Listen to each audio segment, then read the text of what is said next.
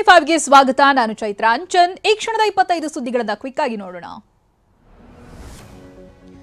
ಅಂಬೇಡ್ಕರ್ ಬಗ್ಗೆ ಅಮಿತ್ ಶಾ ನೀಡಿದ್ದ ವಿವಾದಾತ್ಮಕ ಹೇಳಿಕೆ ವಿರುದ್ಧ ಇಂಡಿಯಾ ಒಕ್ಕೂಟ ಸಂಸತ್ ಆವರಣದಲ್ಲಿ ಪ್ರತಿಭಟನೆ ನಡೆಸಿದೆ. ಅಮಿತ್ ಶಾ ಕ್ಷಮೆಯಾಚನೆಗೆ ಪಟ್ಟು ಹಿಡಿದ ಇಂಡಿ ಸಂಸದರು ಸಂಸತ್ನ ಮಕರ ದ್ವಾರದವರೆಗೆ ರ್ಯಾಲಿಯನ್ನ ಮಾಡಿದ್ರು. ಇದಕ್ಕೆ ಪ್ರತಿಯಾಗಿ ಬಿಜೆಪಿ ಕೂಡ ಪ್ರತಿಭಟಿಸಿದೆ.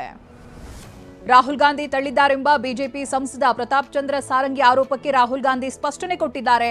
ಆ ಸಂಸದ ನನ್ನ ಮೇಲೆ ಬಂದು ಬಿದ್ದಿದ್ದಾರೆ. ಈ ವೇಳೆ ಆಯಾ ತಪ್ಪಿ ಬಿದ್ದು ತಲೆಗೆ ಗಾಯವಾಗಿದೆ ಎಂದಿದ್ದಾರೆ.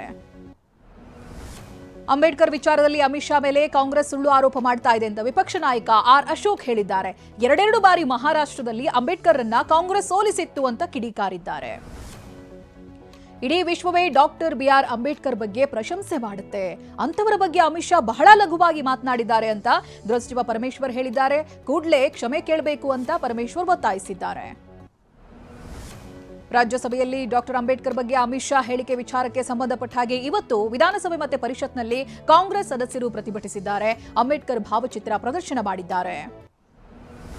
ಕೇಂದ್ರ ಗೃಹ ಸಚಿವ ಅಮಿತ್ ಶಾ ಅಂಬೇಡ್ಕರ್ ಕುರಿತ ಹೇಳಿಕೆ ವಿವಾದದ ನಡುವೆ ಸಾಗರೋತ್ತರ ಕಾಂಗ್ರೆಸ್ನ ಅಧ್ಯಕ್ಷ ಸ್ಯಾಮ್ ಪಿತ್ರೋಡಾ ಹೊಸ ವಿವಾದವನ್ನು ಹುಟ್ಟುಹಾಕಿದ್ದಾರೆ. ಡಾಕ್ಟರ್ ಬಿಆರ್ ಅಂಬೇಡ್ಕರ್ ಭಾರತ ಸಂವಿಧಾನದ ಪಿತಾಮಹ, ಇದು ನಮ್ಮ ದೇಶದ ಆಧುನಿಕ ಇತಿಹಾಸದ ಅತಿದೊಡ್ಡ ಸುಳ್ಳು ಸುದ್ದಿ ಅಂತ ಬರೆದುಕೊಂಡಿದ್ದಾರೆ. ಅಂಬೇಡ್ಕರ್ ಬಗ್ಗೆ ಹೇಳಿಕೆ ನೀಡಿರುವಂತಹ ಕೇಂದ್ರ ಗೃಹ ಸಚಿವ ಅಮಿತ್ ಶಾ ಒಬ್ಬ ಹುಚ್ಚ ಅಂತ ಆರ್ಜೆಡಿ ಮುಖ್ಯಸ್ಥ ಲಾಲು ಪ್ರಸಾದ್ ಯಾದವ್ ಟೀಕಿಸಿದ್ದಾರೆ. ಅಂಬೇಡ್ಕರ್ ಬಗ್ಗೆ ಅಮಿತ್ ಶಾ ನೀಡಿರುವಂತಹ ಹೇಳಿಕೆ ಖಂಡನಾರ್ಹ. ಸಚಿವ ಸ್ಥಾನಕ್ಕೆ ರಾಜೀನಾಮೆ ನೀಡಿ ಅಂತ ಒತ್ತಾಯಿಸಿದ್ದಾರೆ. ಯಡಿಯೂರಪ್ಪೋತ್ಸವ ಮಾಡುವುದಕ್ಕೆ ಸಿದ್ಧರಾಗಿರುವಂತಹ ವಿಜೇಂದ್ರ ಬಣದ ನಾಯಕರ ವಿರುದ್ಧ ಮಾಜಿ ಸಚಿವ ಕೆಎಸ್ ಈಶ್ವರಪ್ಪ ಕಿಡಿಕಾರಿದ್ದಾರೆ. ಬಿಎಸ್ವೈ ಹೆಸರಲ್ಲಿ ನಡೆಯುವುದು ಶಕ್ತಿ ಪ್ರದರ್ಶನ ಅಲ್ಲ, ಅದು ಗುಂಪುಗಾರಿಕೆ ಪ್ರದರ್ಶನ ಅಂತ ವಾಗ್ದಾಳಿ ನಡೆಸಿದ್ದಾರೆ. ಕೊಪ್ಪಳದಲ್ಲಿ ಗೃಹಲಕ್ಷ್ಮಿ ಹಣದಿಂದ ಮಾಂಗಲ್ಯ ಖರೀದಿಸಿದ ಮಹಿಳೆಯ ವಿಚಾರ ಪ್ರಸ್ತಾಪಿಸಿ ವಿಪಕ್ಷಗಳಿಗೆ ಡಿಸಿಎಂ ಡಿಕೆ ಶಿವಕುಮಾರ್ ತಿರುಗೇಟನ್ನ ಕೊಟ್ಟಿದ್ದಾರೆ. ಕಾಂಗ್ರೆಸ್ ಅಧಿಕಾರಕ್ಕೆ ಬಂದರೆ ಮಂಗಳಸೂತ್ರ ಕಸಿತಾರೆ ಅಂತ ಬಿಜೆಪಿ ಸುಳ್ಳು ಹಬ್ಬಿಸಿತ್ತು. ಆದ್ರೀಗ ಗೃಹಲಕ್ಷ್ಮಿಯಿಂದ ಮಂಗಳಸೂತ್ರ ಖರೀದಿ ಮಾಡಿದ್ದಾರೆ ಅಂತ ಟ್ವೀಟ್ ಮಾಡಿದ್ದಾರೆ.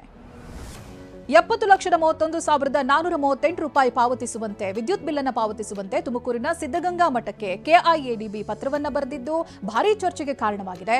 ವಿದ್ಯುತ್ ಬಿಲ್ ಕಂಡು ಸಿದ್ಧಗಂಗಾ ಮಠದ ಆಡಳಿತ ಮಂಡಳಿಯೇ ಶಾಕ್ ಆಗಿದೆ. ನೀರಾವರಿ ವಿದ್ಯುತ್ ಬಿಲ್ ಪಾವತಿ ಮಾಡೋದಕ್ಕೆ ಸಿದ್ಧಗಂಗಾ ಮಠಕ್ಕೆ ಪತ್ರ ಬರೆದಿರುವಂತಹ ವಿಚಾರಕ್ಕೆ ಚಾಮರಾಜನಗರದಲ್ಲಿ ಸಿದ್ಧಗಂಗಾ ಶ್ರೀಗಳು ಪ್ರತಿಕ್ರಿಯೆ ಕೊಟ್ಟಿದ್ದಾರೆ. ಕೆಐಎಡಿಬಿಯಿಂದ ಮಠಕ್ಕೆ ಪತ್ರ ಬಂದಿರೋದು ನಿಜ, ಆದರೆ ಈ ಸಮಸ್ಯೆಯನ್ನ ಪರಿಹರಿಸುವಂತೆ ಮಠದಿಂದ ಸರ್ಕಾರಕ್ಕೆ ನಾವು ಪತ್ರವನ್ನ ಬರೆದಿದ್ದೇವೆ ಅಂತ ಹೇಳಿದ್ದಾರೆ. ತುಮಕೂರಿನ ಸಿದ್ಧಗಂಗಾ ಮಠಕ್ಕೆ ಕೆಐಎಡಿಬಿ ಪತ್ರದ ಬಗ್ಗೆ ಬೆಳಗಾವಿಯಲ್ಲಿ ಸಚಿವ ಎಂಬಿ ಪಾಟೀಲ್ ಪ್ರತಿಕ್ರಿಯೆಯನ್ನ ಕೊಟ್ಟಿದ್ದಾರೆ. ಆ ನೀರನ್ನ ಮಠದವರು ಬಳಸಿಕೊಂಡಿದ್ರು ಪರವಾಗಿಲ್ಲ, ಹಾಗಾಗಿ ಆ ನೋಟಿಸ್ ಅನ್ನ ವಾಪಸ್ ತೆಗೆದುಕೊಳ್ಳುತ್ತೇವೆ ಅಂತ ಹೇಳಿದ್ದಾರೆ.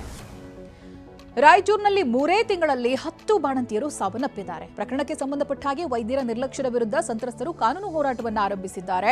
ವೈದ್ಯರ ವಿರುದ್ಧ ಕ್ರಮ ಕೈಗೊಳ್ಳುವಂತೆ ಲೋಕಾಯುಕ್ತಕ್ಕೆ ದೂರು ದಾಖಲಿಸಲಾಗಿದೆ.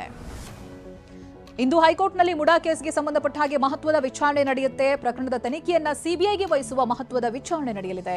ಕೋರ್ಟ್ ತೀರ್ಪು ಕುತೂಹಲ ಮೂಡಿಸಿದೆ.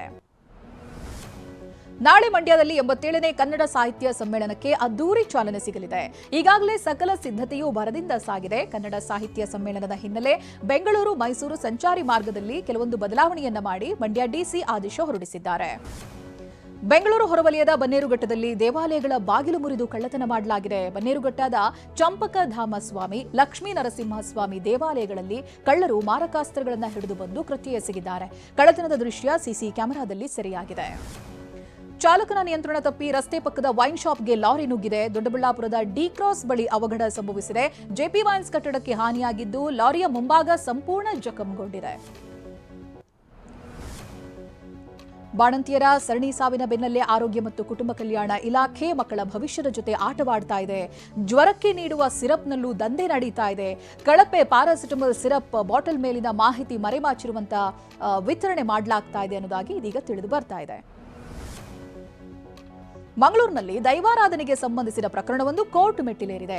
ದೈವಾರಾಧನೆ ಕಟ್ಟುಪಾಡಿನ ಪ್ರಕಾರ ಪರವ, ಪಂಬದ, ನಲಿಕೆ ಸಮಾಜದಿಂದ ಮಾತ್ರ ದೈವ ನರ್ತನ ಸೇವೆ ಸಲ್ಲಿಸಬೇಕು. ಆದರೆ ಮುಗೇರ ಸಮಾಜದ ಯುವಕ ನರ್ತನ ಸೇವೆ ಸಲ್ಲಿಸುವ ವಿಚಾರಕ್ಕೆ ಗಲಾಟೆ ಆಗಿತ್ತು.